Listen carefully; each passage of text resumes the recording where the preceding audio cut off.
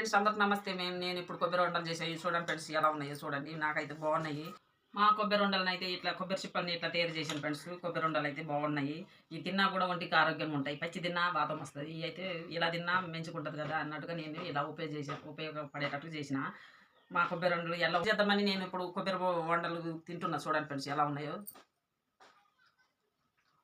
Super ఉన్నాయి friends, ఎందుకంటే బాగున్నాయి. అందుకోసమే మీతో షేర్ చేద్దామని నేను ఇప్పుడు ఈ కొబ్బరి ఉండలు చూపెడుతున్నా. ఈ పాకంతో చేయాలా. ఇంతకుముందు పెట్టిన అన్ని తయారు చేసి పెట్టాను, కానీ ఇప్పుడు ఓన్లీ కొబ్బరి ఉండల వరకే చూపెడుతున్నా అన్నట్టుగా. టేస్ట్ బాగుంది. వర్షం వస్తుంది, ఈ పాడైపోతాయని ఇట్లా చేసాము. కొబ్బరికాయలు కొట్టిన ఈ పండగకి, ఎందుకంటే ఇట్లా ఇలా తిన్నా కూడా ఉపయోగపడతాయి కదా మనం పాడు చేసేదానికన్నా. ఎండ ఒకటి కొట్టలేదు, ఈ ఒకటే వర్షం. అందుకోసమే మేము కొబ్బరి పండుగ చేసుకొని తింటున్నాం అన్నట్టు. మా కొబ్బరి ఉండలు ఎట్లున్నాయో లైక్ చేయండి, షేర్ చేయండి, సబ్స్క్రైబ్ చేయండి. బాయ్.